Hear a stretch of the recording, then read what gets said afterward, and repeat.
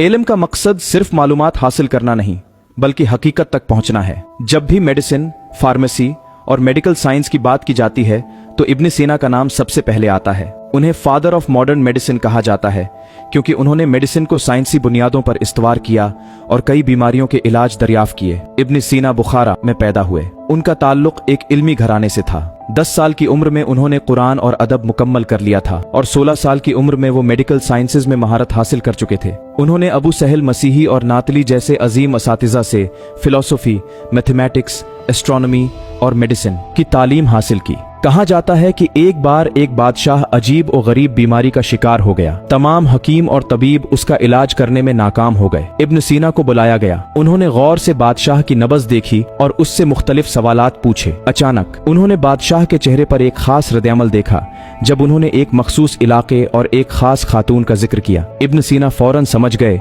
कि बादशाह को कोई जिस्मानी बीमारी नहीं बल्कि इश्क की बीमारी लाहिक है। उन्होंने एक खास तरीके से बादशाह का इलाज किया और कुछ दिनों में वो बिल्कुल ठीक हो गया। ये वाकया साइकोलॉजिकल डायग्नोसिस की एक इब्तिदाई शक्ल था जिसे आज जदीद मेडिकल साइंस में भी माना जाता है। इब्न सीना ने 100 से ज्यादा किताबें लिखी जिनमें फिलॉसफी, लॉजिक, मैथमेटिक्स, एस्ट्रोनॉमी और मेडिसिन के मौज़ूआत शामिल हैं।